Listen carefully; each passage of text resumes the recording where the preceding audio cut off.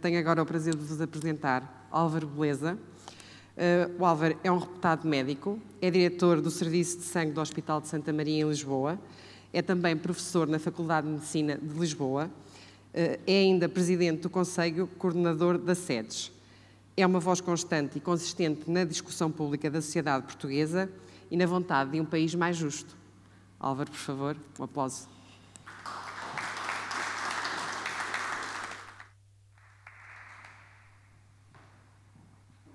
Muito obrigado. Bem, muito obrigado pelo convite, primeiro que tudo. Eu acabei de ouvir aqui um jovem líder e estava a ouvi-lo. Eu já tenho 64 anos, portanto, talvez seja o mais velho aqui nesta sala. E o que ele estava a dizer é tudo o que se deve pensar e fazer numa empresa, numa organização, numa associação, num partido político. Eu estava a vir para cá e estava a pensar o que é que eu vos havia de contar. Bem, eu poderei começar... Por onde é que eu vou começar? Nós estamos aqui num museu de uma fábrica, de uma das poucas marcas que Portugal tem. A Vista Alegre é das poucas marcas que Portugal tem. Nós, na SEDES, para vocês terem uma ideia, para quem não sabe o que é a SEDES constituiu-se em 1970, antes do 25 de Abril, entre outros pelo António Guterres, que é agora secretário-geral da ONU, o Marcelo Rebelo de Sousa, e cerca de 200 personalidades da época, empresários, académicos, jovens na altura, tinham 30 e tal anos, e queriam que Portugal fosse um país europeu, que não era, para quem viveu antes de 25 de Abril, era um país a preto e branco, não era colorido, isto para sintetizar, e queriam que Portugal fosse mais igual, mais justo, mais cosmopolita, fosse um pouco aquilo que hoje é. E queriam, acima de tudo, que a ditadura evoluísse para uma democracia, como fez a Espanha. Não foram ouvidos, a situação complicou-se e houve uma revolução. As revoluções têm sempre custos. E ainda hoje estamos a pagar, aliás, muitos deles na nossa economia, na nossa sociedade. Porque, por exemplo, a Espanha, como não teve uma revolução e teve uma transição democrática para a democracia, não destruiu grandes grupos económicos e grandes empresas. Tudo isto que estamos aqui a falar, no fundo, é como termos melhores organizações, melhores empresas, melhores instituições, para termos mais bem-estar, para todos vivermos melhor, para todos, para os jovens, no meu caso, o meu filho, que vai fazer o 12º ano este ano, não saia de Portugal e que possam ser felizes em Portugal. E não há crescimento económico robusto sem grandes empresas, sem escala, sem dimensão e sem marca, que puxe pelas outras, pelas PMEs que ele aqui falou. E Portugal tem esse problema. Não tem grandes empresas de dimensão mundial. Basta comparar, por exemplo, com a Suécia. A Suécia tem o IKEA, a Volvo, tem várias marcas universais, a Holanda. Que marcas é que Portugal tem mundiais? Já pensaram nisso? Então eu digo-vos, a maior marca portuguesa, o CR7, o Ronaldo. A segunda, o Benfica. O Mateus Rosé, que tem mais de 70 anos, 60 anos, tem a minha idade praticamente, a Vista Alegre. Mas em termos de PIB, para a economia, para o rendimento dos portugueses, isto é muito pouco. E a SEDES, o que é que fez?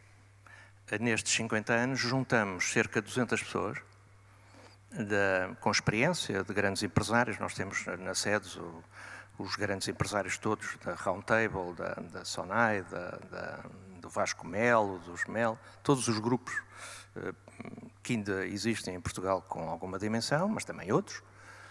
E estivemos um ano a escrever documentos baseados na evidência, na ciência, não conversa de café, portanto, baseados naquilo que outros países fizeram para estarem melhor que nós, nós, nos últimos 20 anos, temos tido um crescimento anémico e estamos praticamente na cauda europeia. E é preciso ultrapassar isto. Esse documento vai ser publicado em livro em setembro, depois quem tiver interesse poderá ver, mas basicamente a gente utilizou as ferramentas, eu peço desculpa, não fixei o teu nome, como é que te chama? Gabriel, que o Gabriel falou aqui, que é aproveitar as melhores capacidades de cada um, tentando pôr de lado as piores, porque todos nós temos qualidades e defeitos, todos nós temos coisas boas e coisas más. E a liderança, o que é que tem que fazer? É aproveitar o melhor de cada um, sendo que cada um fique confortável naquilo que está a fazer e com paixão. Já agora nas sedes, tudo é pro bono, portanto não estamos ali para ganhar nada para nós e muitos dos mais produtivos são os mais velhos. Porque também há aqui uma coisa engraçada, a sabedoria e a liberdade individual aumenta com a idade. Nós mais velhos somos mais livres do que mais novos. O que é normal, porque quando se é mais novo tem-se uma carreira pela frente, seja na banca, numa empresa, num partido, ou na política, onde for. E, portanto, temos de ter mais cuidado com aquilo que se diz e que se fala. E quando se é mais velho, já se foi tudo, já foram ministros, presidentes de bancos, de grandes empresas, já só querem dizer mesmo aquilo que acreditam que é o melhor para o país e para os outros. E, portanto, já dão muito mais do que aquilo que recebem. Depois temos que conciliar isso com a energia e a criatividade dos mais novos. É evidente que nós, em Portugal, temos talento. Como se viu agora, eu ouvi e gostei imenso do que ouvi, mas antes ainda ouvi a jovem que falou aqui antes. E nós temos gente com muito talento, temos empresas muito interessantes, temos grupos a aparecer, temos líderes, temos tudo isso. Eu escrevi um artigo em 1991 em que, no Público, quando o Público apareceu, em que defendi que Portugal devia ter como visão estratégica ser a Califórnia da Europa. E associei várias características que nós temos parecidas com a Califórnia. E parece que não errei muito. Já lá vão 30 anos e hoje estamos a ser um bocadinho a Califórnia da Europa. Porquê? Temos um clima parecido com a Califórnia. Temperado, água fria, mas ondas. Portanto, muito surf. Mas só nos últimos 20 anos é que se descobriu que somos, de facto, a meca do surf europeia. Temos muitos nómadas, como se viu, Lisboa é a cidade que mais atrai nómadas a nível mundial hoje em dia, e não é só Lisboa, é o país, e isso é também uma característica que a Califórnia teve. Não é por acaso que apareceu na Califórnia, que foram da Califórnia, Silicon Valley, todas aquelas grandes empresas, Steve Jobs, tudo aquilo, não é por acaso.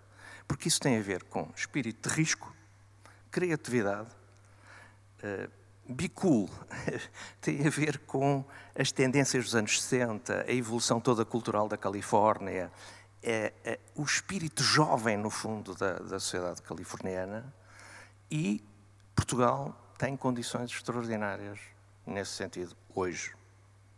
E estamos a atrair inteligências, gente muito boa, temos universidades hoje na área da economia, nomeadamente no top das universidades europeias. Aliás, nós acabamos o nosso congresso na Nova, em Carcavelos, precisamente para dar esse exemplo, porque é das universidades portuguesas que já mais de metade dos alunos são estrangeiros e não têm mais porque não podem, porque senão tinham muito mais.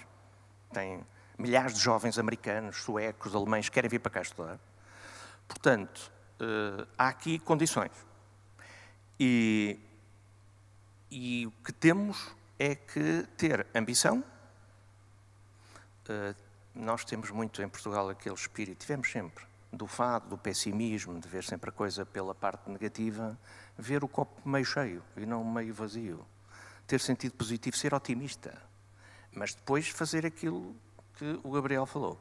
Isto é, as organizações têm que ter organização, têm que ter empenho das pessoas, as pessoas têm que saber ao que vão, tem que haver líderes de vários níveis e temos que aproveitar as capacidades das pessoas. Não somos todos criativos. Há uns que são mais criativos, há outros que são menos. Mas todos são úteis. Já agora, esta questão da liderança e da organização tem muito a ver com a arte da guerra.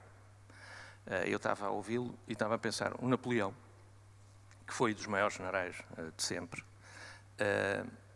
tinha várias características, mas uma delas, aqui contando, que é muito importante na liderança, que é o exemplo.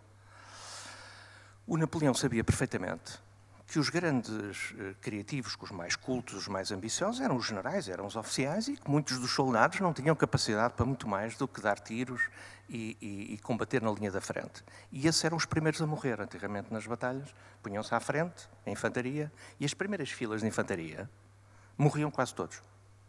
O Napoleão, nas vésperas das batalhas, ia sempre conviver com os soldados. E no dia da batalha, já repararam que ele tinha o cavalo branco. Porquê é que ele tinha o cavalo branco? Era para ser o mais visto pelo inimigo e fazia a parada às tropas em cima do cavalo branco, na primeira fila, ao alcance dos soldados inimigos. Que era para dizer aos soldados dele que ele podia morrer como eles, porque se algum inimigo quisesse, podia o ter atingido. Por acaso, nenhum teve a coragem, a audácia, de disparar contra ele. Coisa que já não aconteceu ao Lord Nelson, já foram a Londres, está lá a estátua dele, que morreu em Trafalgar. O Lord Nelson ganhou grandes batalhas contra os franceses nessas guerras. Quando eram as batalhas, punham os fatos com as medalhas todas no topo do navio para ser visto pelo inimigo. E foi, primeiro tiraram um olho, atingiram-no no braço e depois mataram-no em Trafalgar, na grande batalha que ele venceu. Porque tinha que dar o exemplo aos outros, corria os mesmos riscos que eles. E, portanto, tudo isto que o Gabriel esteve aqui a falar já é muito antigo, só que agora está-se a teorizar e bem, e está-se a desenvolver estas técnicas, tudo isto se aprende, tudo isto se lê. Felizmente, cada vez mais as pessoas têm informação sobre isto, mas eu também, o que é que vos podia aqui transmitir da minha organização? Eu sou médico no Serviço Nacional de Saúde, em dedicação exclusiva, há quase 40 anos. E fiz o meu curso no Porto, tirei a minha especialidade nos hospitais da Universidade de Coimbra e dirigi serviços de sangue do Alentejo, montei os vários que não existiam em 1995, e depois um laboratório de Lourais no Algarve, depois fui presidente do Instituto do Sangue e agora diretor do Serviço de Sangue do Hospital de Santa Maria. Só para vocês perceberem, o Serviço de Sangue do Hospital de Santa Maria tem 100 pessoas, todos funcionários públicos. Na função pública, as regras não são as mesmas do privado. Há muito mais rigidez, não é? Laboral, institucional, muito mais segurança no trabalho, porque as pessoas têm a maior parte de emprego garantido para a vida. Portanto, são estruturas diferentes. Mas é um serviço com 100 pessoas e quando eu cheguei para diretora há 10 anos, que eu assumi a direção de Santa Maria, o serviço tinha um orçamento anual de 25 milhões de euros por ano. Portanto, a saúde é uma coisa que estamos a falar de grandes verbas. O Hospital de Santa Maria tem um orçamento anual de 550 milhões, portanto, é das maiores empresas de Lisboa. E fazia, na altura, 20 mil consultas por ano e 10 mil sessões de hospital-dia por ano. E hoje, o serviço que eu dirijo gasta, aos nossos impostos, 15 milhões de euros, portanto, gasta menos 10 milhões do que há 10 anos, tem sido uma diminuição em média de 1 milhão por ano, e faz 65 mil consultas externas por ano. Para terem uma ideia, 65 mil consultas externas por ano deve ser mais ou menos o que faz o Hospital de Aveiro. E tem 15 mil sessões de hospital-dia por ano, e tem 15 mil transfusões, faz transplante de medula para 10 vezes mais doentes do que fazia há 10 anos. Bem, onde é que eu quero chegar? Aumentou a produção, atendemos mais doentes, funcionamos num sistema de qualidade há muitos anos e por via informática, e agora com a pandemia tudo isso foi acelerado. A nossa conversa com os doentes é por mail, que antes era por telefone e por carta e papel, isso já acabou praticamente tudo. Estamos abertos 24 horas por dia, a vida de médico, eu já passei vários natais da minha vida, passagens de ano, feriados, já vi campeonatos do mundo de futebol dentro do hospital, durmo lá uma vez por semana, portanto é uma vida um bocadinho diferente, é um bocado de sacerdócio, mas como é que conseguimos resultados assim? Por uma maneira muito simples. Porque temos reuniões entre os vários setores, temos lideranças intermédias e toda a gente percebeu que, apesar de não ser uma empresa privada, é público, e ter regras públicas que são mais rígidas, era, antigamente, na caneta do médico que estava a despesa. Aliás, está no sistema de saúde, muito. E, neste caso, no computador. Agora é no botão do computador. E, portanto, se nós tratarmos bem os nossos doentes, mas pensarmos, quando tratamos as pessoas, que estamos a gastar dinheiro e que temos que ser racionais naquilo que fazemos, porque isso custa-nos a todos. Porque o Estado é pago por todos, não é o Governo, não é o Ministro das Finanças. As pessoas esquecem-se um bocado disso. E nós temos uma carga fiscal das mais altas da Europa, aliás, esse é um dos problemas que Portugal não cresce mais. E, portanto, toda a gente, no fundo, a chave, o meu quase único mérito, foi ter transformado todos os profissionais em pequenos gestores. E também fazer outra coisa, que é, nós diminuímos a despesa nas compras, nos medicamentos, melhoramos o serviço, que é o que importa, porque ali a nossa vida é tratar pessoas, é cuidar de pessoas, é que as pessoas estejam satisfeitas. Temos muito menos queixas do que tínhamos, temos muito mais louvores do que tínhamos. Portanto, tratá-las bem, isso é fundamental. E aumentei ligeiramente a despesa com os vencimentos. Todos ganham mais. E isso é fundamental, porque era como dizer, não chega a dar grandes formações e pôr grande paixão na coisa. As pessoas têm, no fim do mês, que ter as suas despesas em casa da sua família. E, portanto, têm que ser compensadas por isso. E isso é possível. E foi possível, e estou-vos a dar um pequeno micro-exemplo, porque há um empenho de grupo. Nada é possível sozinho, tudo se faz em equipa. É preciso jogo de equipa. E Portugal, hoje, felizmente, tem gente como vocês que pensa assim. Mas ainda tem muito do pensamento antigo. Isto é, temos muita dificuldade em partilhar, temos muita dificuldade em admitir o erro, porque temos processos de séculos de inquisição, de culpa, e, portanto, o erro, a culpa é uma coisa que nos fica colada à pele e as pessoas têm vergonha.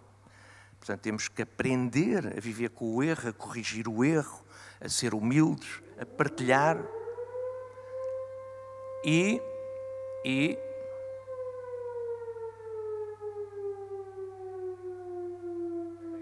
é meio-dia. Já agora dizer-vos uma coisa. Eu gosto imenso de vir a Aveiro, entre outras coisas. O meu avô teve uma fábrica de conservas em Ilhavo.